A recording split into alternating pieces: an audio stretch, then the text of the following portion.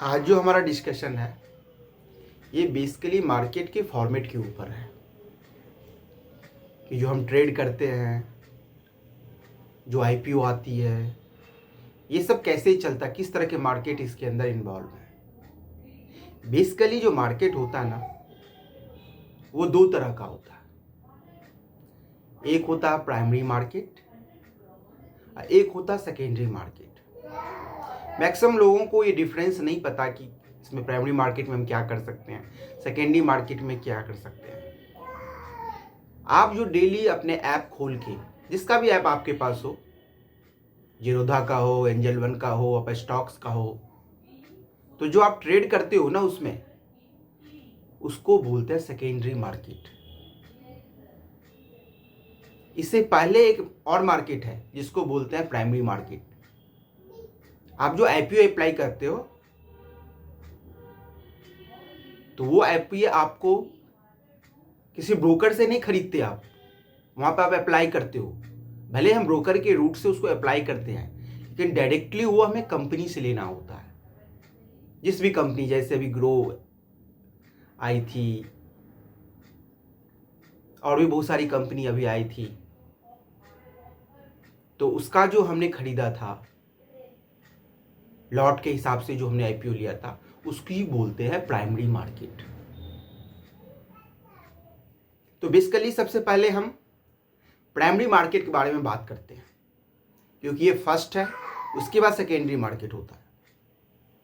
तो जब भी कोई कंपनी आईपीओ लेके आती है तो केवल आईपीओ ही नहीं होता, उसके बाद भी कंपनी एफपीओ लेके आती है, जिसको फॉलो अप पब्लिक ऑफर बोलते हैं, राइट इशू लेके आती है। इसमें यह होता है कि जो एग्जिस्टिंग शेयर होल्डर होते हैं, कंपनी उनको जब एडिशनल शेयर ऑफर करती है तो उसको राइट इशू होते हैं। फिर आपने सुना होगा प्रेफरेंशियल अलॉटमेंट, फिर सुना होगा क्वालिफाइड इंस्टीट्यूशनल बायर। ये सारे क्या होते हैं? जब कंपनी डायरेक्टली किसी को ऑफर देती है। इसमें दो तरह से ये काम करता है। जब कंपनी कोई लार्ज हो जाती है, उसको एडिशनल फंड होनी चाहिए, उसको अपनी बिजनेस को एक्सपेंशन करने के लिए एडिशनल फंड की रिक्वायरमेंट चाहिए, तो वो अपनी कैपिटल कलेक्ट करने के लिए बाजार में आती है। जब फर्स्ट टाइम कंपनी आती है तो वो जो तरीका होता है उनको बाजार से पैसा कलेक्ट करने का, उसको बोलते हैं इनिशियल पब्लिक ऑफर, जो पॉपुलरली आईपीओ के नाम से जाना जाता है। जो हम लोग आपस में बात करते हैं कि क्या इसमें अप्लाई कर दें, इसमें अप्लाई कर दें, क्या ये अच्छा शेयर है, वो आईपीओ होता है। उसके बाद जो एग्जिस्टिंग कंपनी होती है, जो ऑलरेडी लिस्टेड होती है, जो बहुत पहले ही आईपीओ ला चुकी है, अगर वो कंपनी और भी शेयर लेके आना चाहती है तो उसी को बोलते हैं FPO, follow up public offer. आपको याद होगा यस बैंक लेके आई थी, जब उसकी वैल्यू परहैप्स 10 रुपीज़ थी, तो उसे 10 रुपीज़ पे एफपीओ लेके आई थी, क्योंकि उसको अपनी बिजनेस चलाने के लिए फंड की रिक्वायरमेंट थी। फिर उसके बाद राइट इशू होते हैं। आपने सुना होगा कंपनी ने 2:1, 3:1 राइट इशू किया है, या कंपनी ने जो मार्केट कैप में उसकी जो लिस्टेड प्राइस होती है 100 है, उसने अपने एग्जिस्टिंग शेयर होल्डर को 50 में, 75 रुपये में वो इशू एडिशनल शेयर करती है, जिसको हम राइट इशू बोलते हैं। इसमें केवल एग्जिस्टिंग शेयर होल्डर ही पार्टिसिपेट कर सकते हैं, तो ये आपको ध्यान रखना है।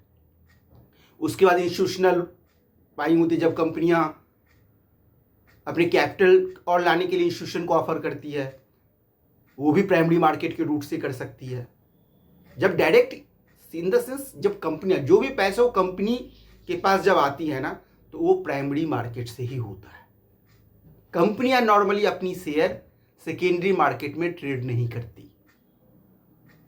हाँ, लेकिन एक चीज में ध्यान रखना है, खास के आज के टाइम का जो आईपीओ का जो पोजीशन है ना, ये इतने सारे आईपीओ जो ऑफर हो रहे हैं,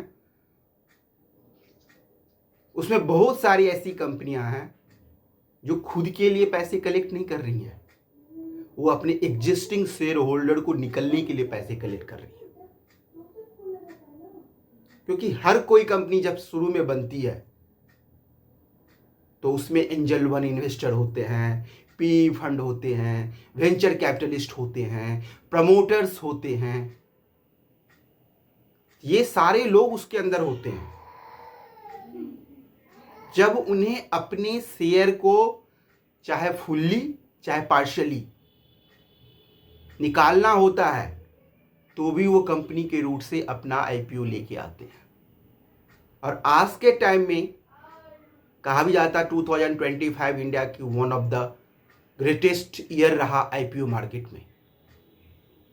मोर अप्रॉक्स 1 लाख करोड़ की कंपनियों ने पैसे कलेक्ट किए हैं इसमें, और उसमें मोर देन 50%, अराउंड 60% करीब एग्जिस्टिंग शेयर होल्डर ने अपना स्टेक बेचा है। आपको याद है कुछ दिनों पहले एलजी इलेक्ट्रॉनिक्स आया था, उसने तो अपना 100% स्टेक केवल एग्जिस्टिंग शेयर होल्डर का था, क्योंकि एलजी को पैसे नहीं चाहिए था। लेकिन उसके जो फॉरेन एंटिटी थी, क्योंकि एलजी जो है वो फॉरेन में, if I am not wrong, वो कोरिया की रजिस्टर्ड कंपनी है, कोरियन कंपनी थी, और उन्होंने अपना शेयर इंडिया में लॉन्च किया, जो 100% अपनी स्टेक को उन्होंने, जो उनका परसेंटेज था, उसमें एक भी पैसे कंपनी ने अपने बिजनेस ग्रोथ एक्सपेंशन प्लान के लिए नहीं खर्च किया। लेकिन हाँ, ये भी है कि हमेशा गलत नहीं होता, क्योंकि आप एलजी का एग्जाम्पल देंगे, एज ऑन टुडे वो जिस प्राइस पे आई थी उससे भी ज़्यादा हो चुकी है, वो लगभग 100%। लेकिन नॉर्मली ये माना जाता है जी कंपनियां अपना आईपीओ एग्जिस्टिंग शेयर होल्डर को एग्जिट करने के लिए निकालती है ना, तो नॉर्मली उसमें ज़्यादा फायदा नहीं होता। क्योंकि आप एक चीज़ देखो, अगर कंपनियां इतनी ज़्यादा प्रोस्पेक्टिव हैं तो क्यों अपनी शेयर बाजार में बेच रही हैं? सबसे बड़ा रीजन होता है उनको अच्छे प्राइस। आपने कभी गौर किया है कि जितने सारे आईपीओ होते हैं वो ज़्यादातर इफोरियक टाइम में आते हैं, जब मार्केट में इफोरिया होती है। आप देख लो, आज तो एसएमई आईपीओ भी आते हैं तो 100 मोर देन 100 टाइम से ज़्यादा सब्सक्राइब हो रहे हैं। कंपनियां जिस साल आईपीओ लेके आते हैं उसी साल प्रॉफिट होता है, उससे पहले कोई प्रॉफिट ही नहीं होता। चाहे 1 कंपनी में आप देख लो।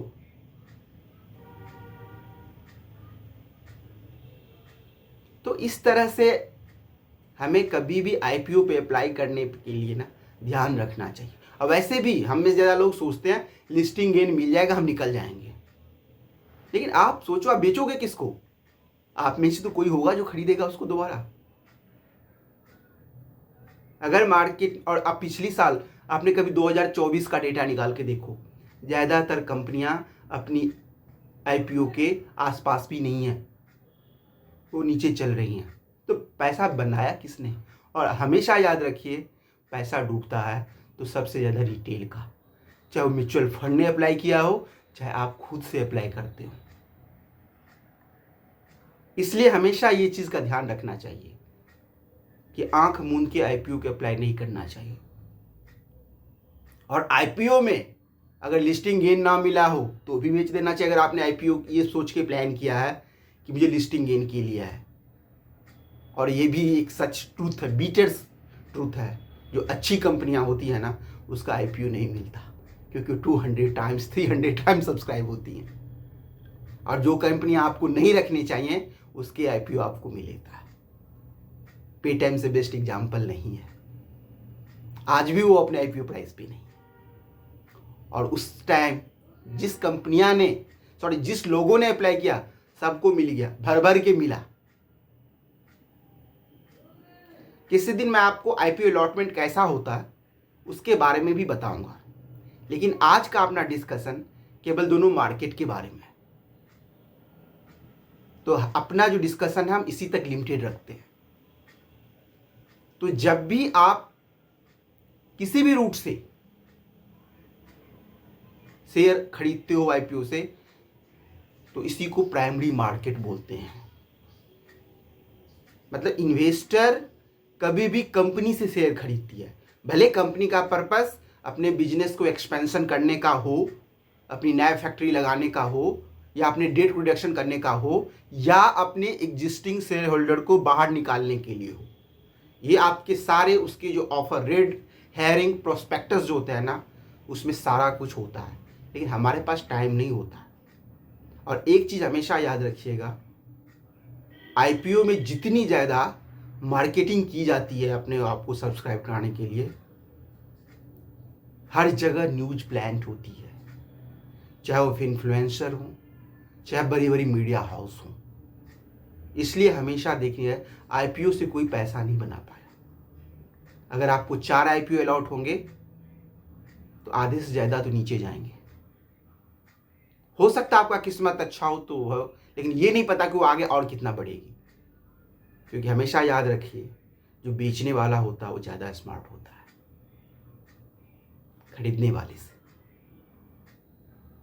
और ख़ास के जब कोई एग्जिस्टिंग शेयर होल्डर निकलने के लिए आईपीओ आता है ना, तो हमेशा कभी भी उसमें इन्वेस्टमेंट के लिए मत सोचिए, होल्ड कर लीजिए। अगर आपको बहुत अच्छी कंपनी लग रही है, बहुत अच्छी बिजनेस मॉडल है, तो आपको सही प्राइस में अगर स्टॉक नहीं मिलेगा तो आप पैसा नहीं बना पाओगे। मैंने इससे पहले भी अपने एक वीडियो में बोला था, हमें गुड स्टॉक चाहिए, गुड बिजनेस नहीं। हम यहाँ पैसा बनाने के लिए आए हैं। तो अब हम अपने दूसरे पार्ट में चलते हैं, सेकेंडरी मार्केट। अब जब भी टर्मिनल से, जिसका भी टर्मिनल आपके पास हो, जिस भी ब्रोकर का हो, जब कोई चीज़ आप खरीदते हो तो कंपनी से नहीं खरीदते, आपके ही जैसा कोई दूसरे साइड होता है बेचने वाला, आप उससे खरीदते हो। तो यह आपको हमेशा याद रखना है कि जब भी आप कोई चीज़ का फ्यूचर देखते हो कि ये कंपनी इतने से इतना हो जाएगी, बेचने वाला भी यही सोचता है कि अब इतने से इतनी नीचे आ जाएगी, तभी कोई बेच रहा है। अब कौन विन करेगा ये तो समय बताता है। इसलिए कहा जाता है कभी भी इफोरिक टाइम में इन्वेस्टमेंट से पहले काफ़ी कुछ सोच समझ के करना चाहिए। जब खराब टाइम होता है, जब मार्केट गिरी होती है, जब मार्केट में डर लगा होता है, तो उसको समय बोलते हैं सेल लगा हुआ है। अच्छी स्टॉक्स आपको अच्छे प्राइस में मिलेंगे। जो आपने अच्छे टाइम होल्ड किया तो अच्छे प्राइस बनाएंगे। और हमेशा याद रखिए, कभी भी कंसंट्रेटेड पोर्टफोलियो में नहीं जाना। आपको अपने पैसे सेकेंडरी मार्केट में भी खरीदते समय डाइवर्सिफाइड रखना है। केवल एक कंपनी नहीं, डिफरेंट सेक्टर भी होने चाहिए। सबका अपना अपना अलग अलग इस पे थॉट है।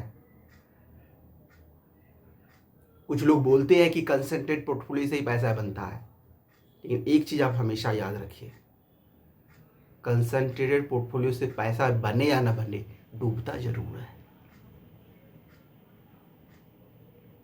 हमारी जो लिस्टिंग हिस्ट्री है ना, हमें आप लोगों को पहले ही बताया हुआ है, 5 से 6 हज़ार कंपनी लिस्ट हुई है। आज के टाइम कितना ट्रेड करती हैं? 5 से 6 हज़ार। उसमें ट्रेड करने लायक कंपनी कितनी है जिसमें वॉल्यूम है, जिसमें कोई चीज कुछ खरीदना चाहे तो मिलेगा? 1800।